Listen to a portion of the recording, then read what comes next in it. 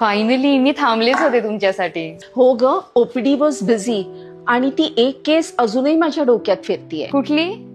अगं, young couple 2 वर्ष प्रयत्न करतायत आणि सीमन अनालिसिस केलं तर लो मोटिलिटी. ओ, असत्यानो झूस्पर्मिया म्हणजे स्पर्म काउंट ठीक असतो पण मोटिलिटी खराब असते. हे आजकाल खूप कॉमन आहे आणि ट्रीटेबल पण आहे. एक्झॅक्टली. नंबर्स चांगले होते पण मुवमेंट एकदमच poor and we know motility is की. हो ना, लोक फक्त स्पर्म काउंट वर कॉन्सन्ट्रेट करतात पण मोटिलिटी पण तेवढीच इम्पॉर्टंट आहे. आजकाल there are so many causes. Stress, poor diet, smoking, hormone irregulation, infections, कधी कधी व्हॅरिकोसील. त्यामुळे डिटेल सीमन अनालिसिस करणं फार गरजेचं आहे.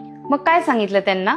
वेल, लाईफस्टाईल चेंजेस, अँटीऑक्सिडंट्स, आणखीन इन्फेक्शन ट्रीट करणे, व्हॅरिकोसील असलं तर ते करेक्ट करणे आणि फारच टफ केस असली तर तुला माहितीये इक्सी इज द चॉईस. म्हणजे IVF मध्ये एक शुक्राणू घेऊन एका एग मध्ये इंजेक्ट करणे. मी तेच सांगितलं त्यांना. It's not a full stop, it's just a comma. Their story is not over.